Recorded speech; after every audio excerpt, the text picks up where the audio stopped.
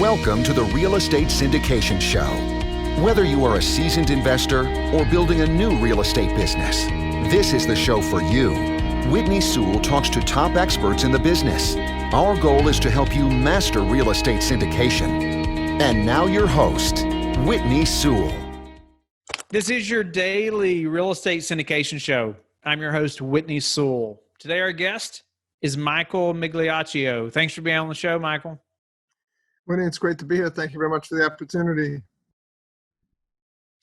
Michaal has been entrepreneurial minded since childhood and continued throughout his career in law enforcement. He co-founded Dual City Investments, a private equity commercial real estate syndication firm.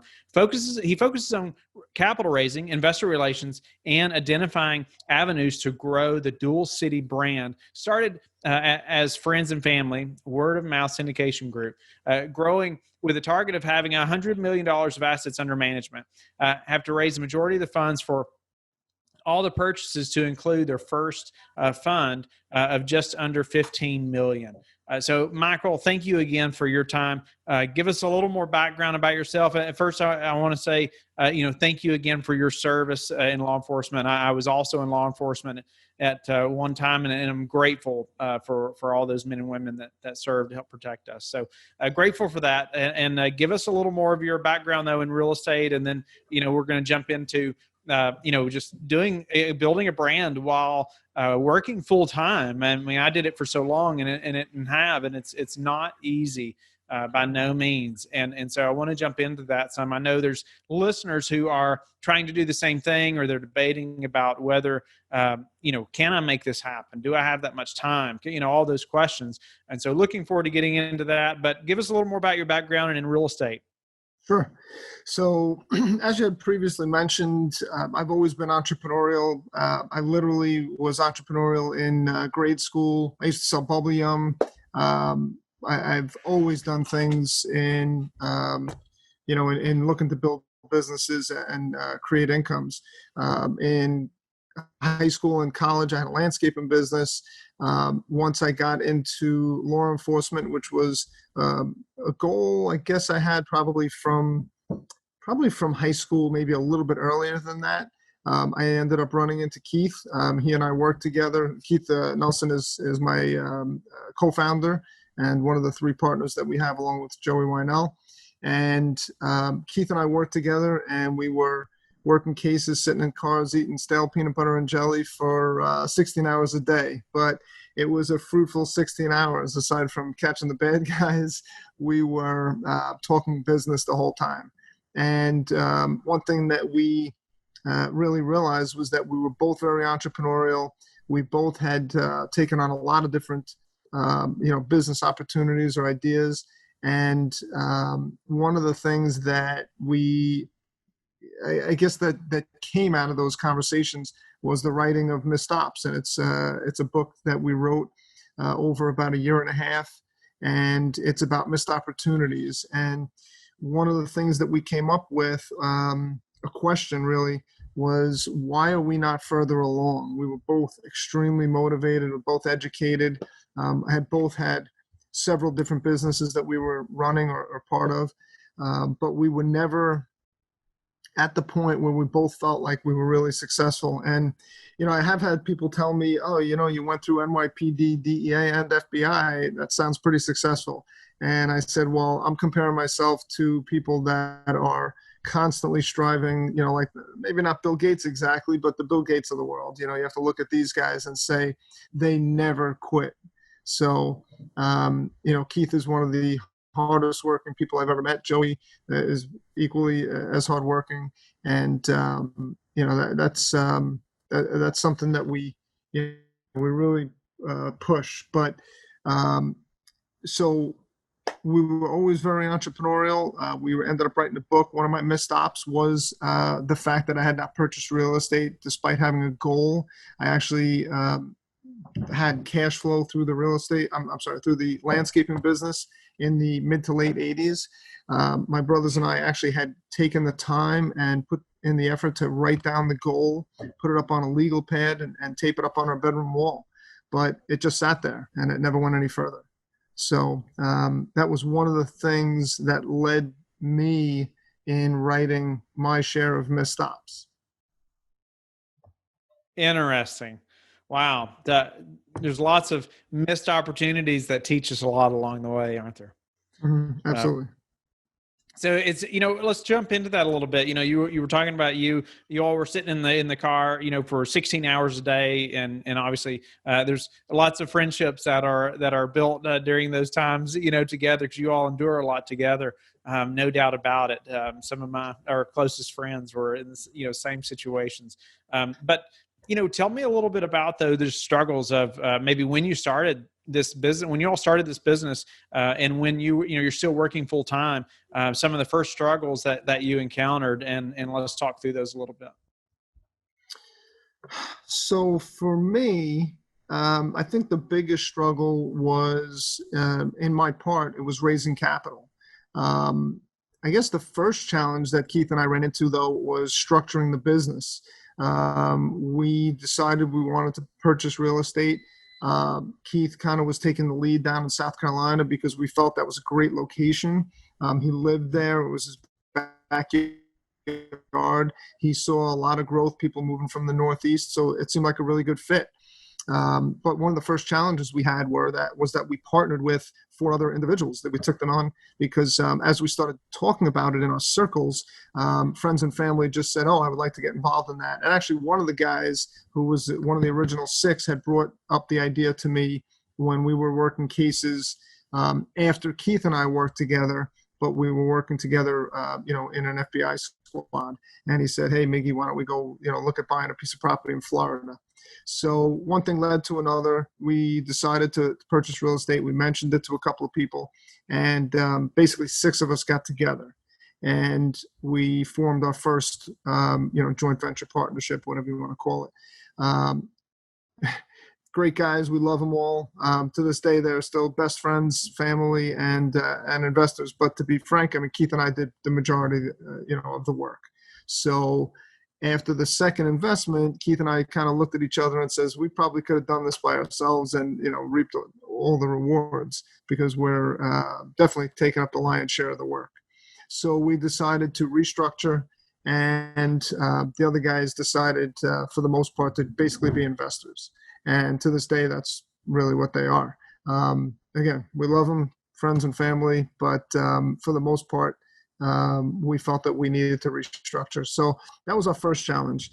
The second challenge was raising capital. I think the first thing people, come across is the fear of raising capital. I don't have a fear of talking to people. Keith generally tells me I talk too much, but if you go to any function or any training, when you're young, I think you generally see the majority of the people saying, "I'm here to learn how to raise capital. I'm here to network to find money." So we were no different. That was one of our challenges. And what I think is a big part of the hurdle is that people don't know you as a real estate investor, a real estate syndicator. They know you as X, Y, or Z. If you're a special agent, if you're an accountant, if you're, whatever you are, anything other than in real estate, that's what they know you as. So you have the hurdle of saying, "Hey, I'm now getting into real estate. I have 0 experience, but come and invest with me." That's difficult, isn't it? That is difficult to talk to investors. I mean, those first conversations are the hardest, especially when you have no experience, no doubt about it. I remember that very well.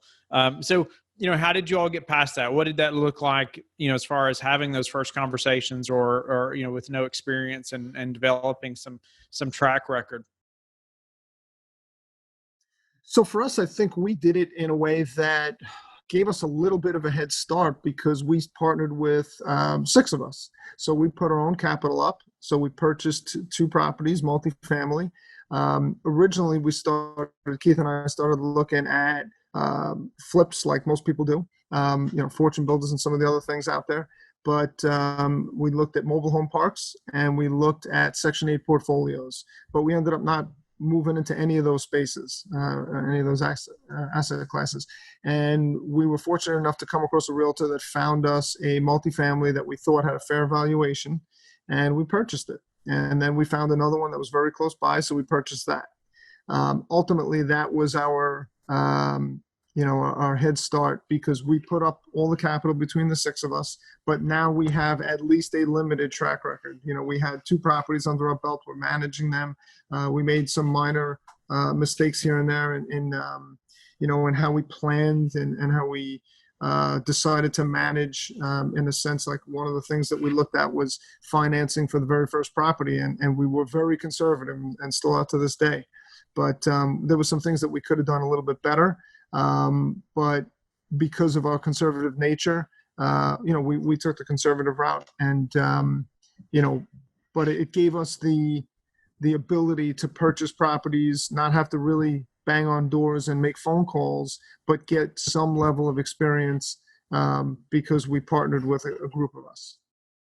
So, we'll get into the capital raising stuff a little bit more, I think, but I want to hear too about, starting a business like this while working full time, like we said, is very difficult. How did you manage, just your schedule? I mean, it's hard to be at home at all, or, if you're married, I don't know, but if you have a family at all, I mean, it's difficult, especially if you're doing 16-hour days, or something like that for a day job. It's difficult. So, walk us through that a little bit. It's a very common struggle. And I think where most are going to quit, or not going to stick it out. So how did you do that?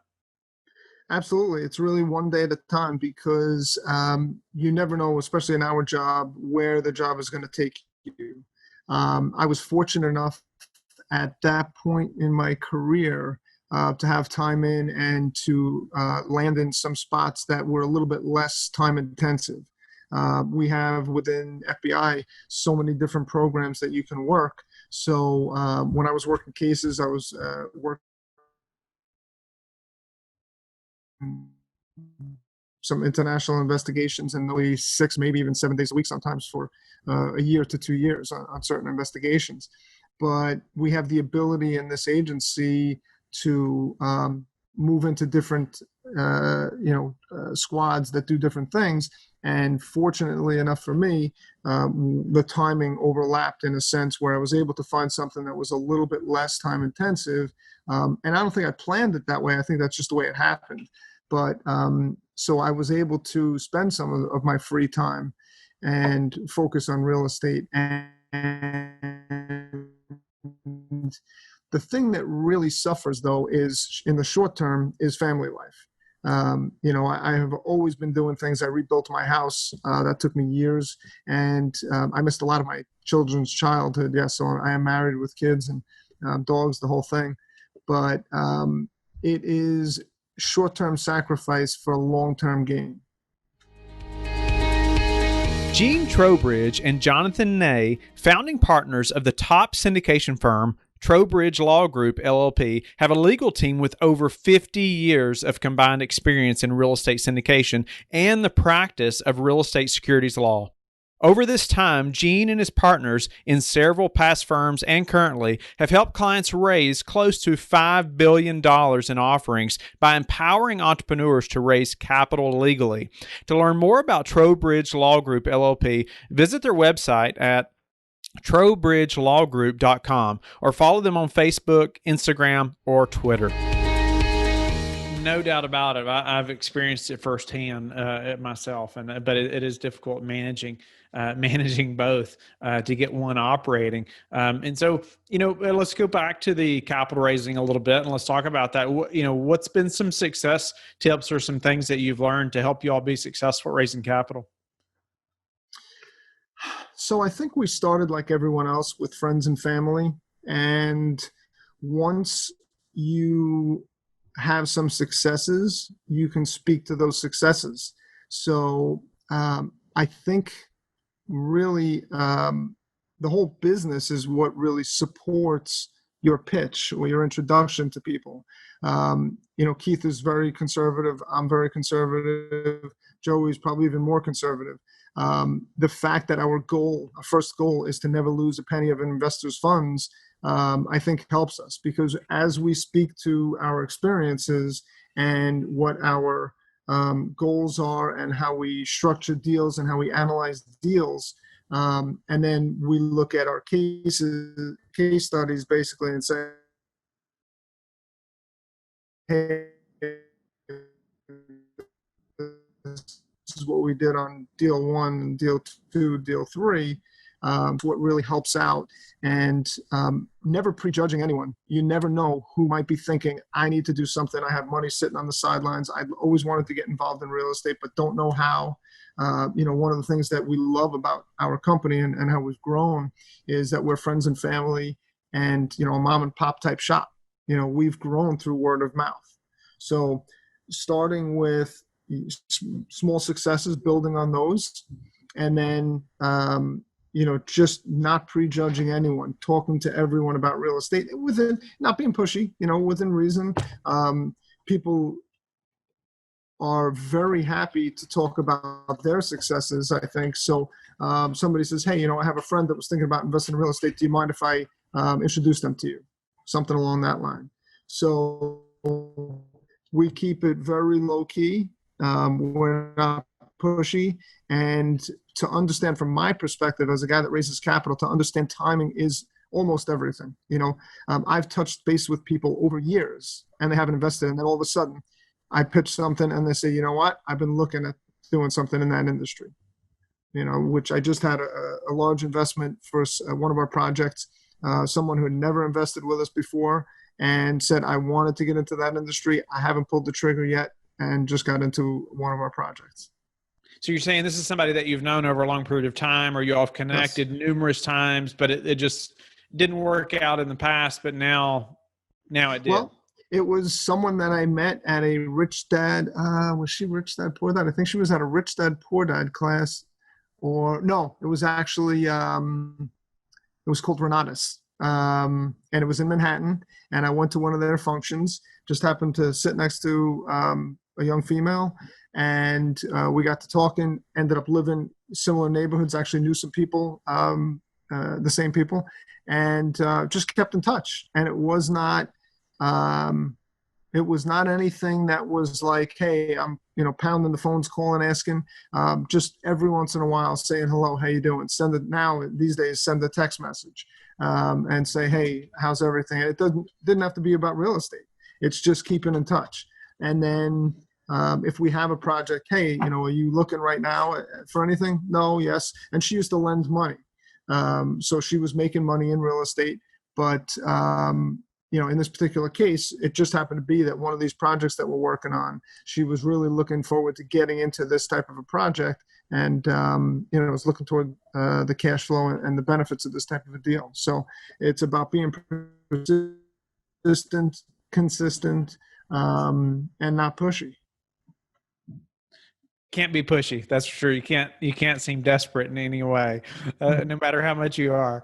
Do you have any ways that you're tracking interactions like that, or how do you know like when to follow up with people, or are you all using any kind of CRM? So I do everything through, I'm a little bit old fashioned, it's just basic spreadsheets. And with the majority of the people, I know them. So I have them in my phone, and we own a hotel up in Lake Placid. It's called The House. And I remember taking a trip home that I took the train up there one time, and I was on the train for about 5 hours. And there's some spots that we have spotty reception. But aside from those spots, I was on the phone for 5 hours texting and talking to people. So it's all about being efficient.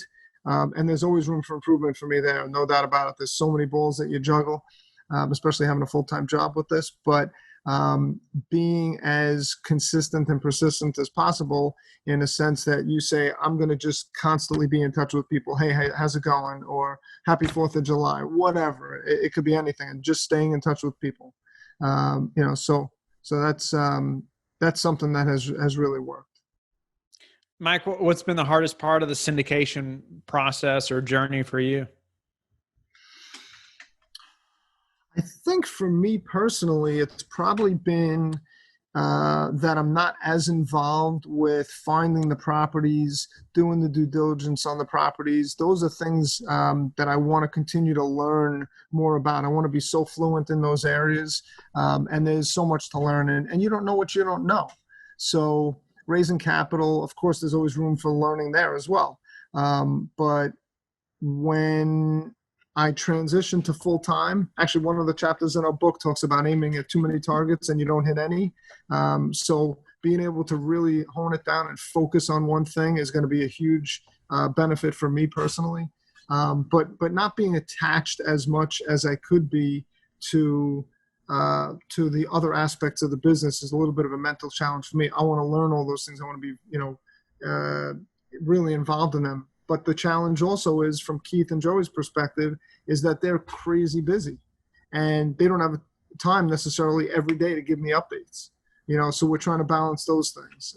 But it's really important. If someone's going to try to manage in this way, like we're dividing our responsibilities, you need to know about the properties. You need to know about the origins and why we're looking at it and the due diligence that we're doing, and sometimes why we walk away. So you got to be really strong in those areas.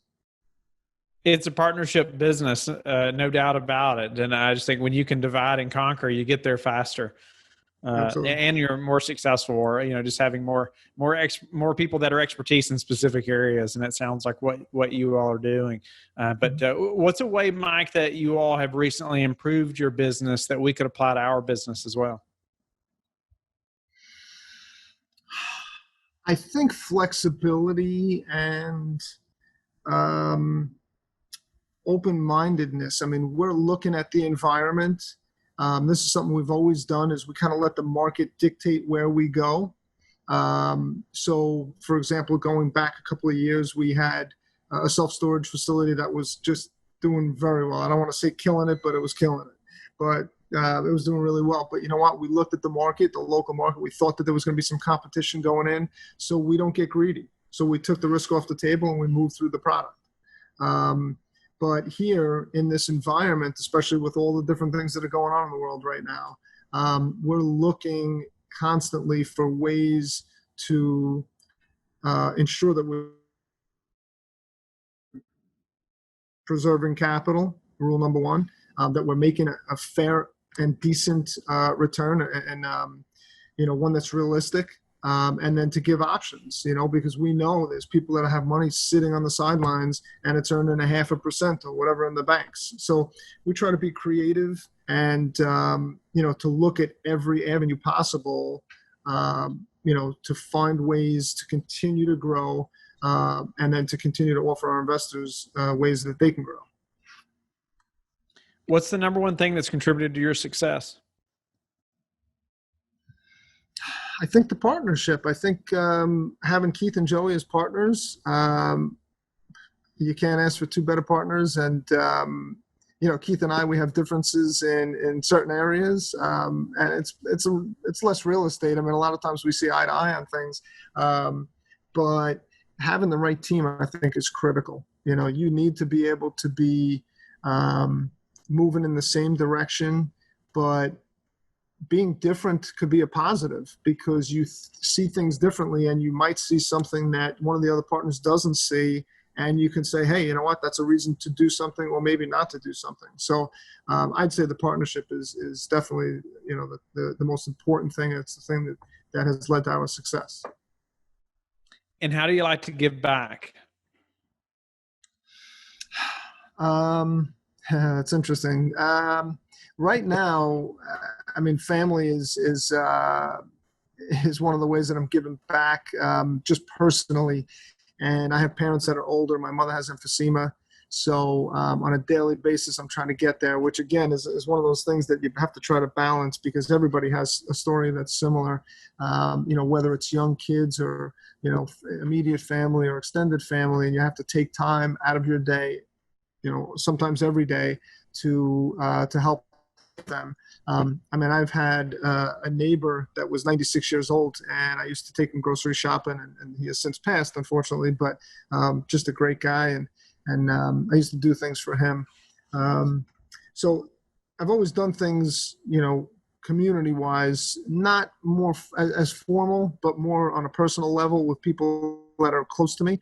But on the real estate side, excuse me, we're working with something called Fitz Academy, and it's an educational arm that we're considering building. But on a regular basis, I'm in touch with people that really, they're in touch with me, and they're asking my opinion on something, whether it's an investment or how to do something. So I think that's one way. And a lot of people are considering going from passive to active investing. And a lot of times I'll take calls that could be maybe 10 or 15 minutes or maybe an hour, So I think a lot of times, although we're looking at building Fitz Academy, and that's financial independence through syndication, but we're looking to build that as an arm of our business. Right now, we're so focused on what we're doing that we're performing that function, but it's not it's not for money. It's basically just talking to people and saying, hey, if you have a question, feel free to give me a call.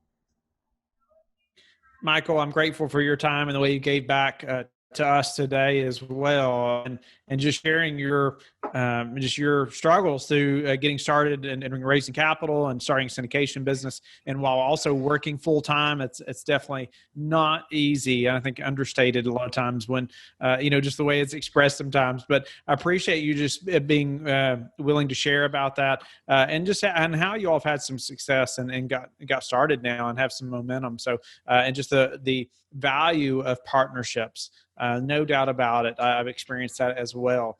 Just the value of a great partnership. So, Mike, thank you again. Tell the listeners how they can get in touch with you and learn more about you. So you can go to our website and you can email me directly, Mike at dualcityinvestments.com. Dual City Investments is our website. Send me an email, go to our website. We have some spaces where you can, just follow up directly, look for an interview or, to get in touch with us. And happy to talk to anyone, and you can do it. I mean, it's a lot of work, no doubt about it, but you can absolutely do it. Thank you for listening to the Real Estate Syndication Show, brought to you by LifeBridge Capital. LifeBridge Capital works with investors nationwide to invest in real estate, while also donating 50% of its profits to assist parents who are committing to adoption. LifeBridge Capital, making a difference, one investor and one child at a time. Connect online at www.lifebridgecapital.com for free material and videos to further your success.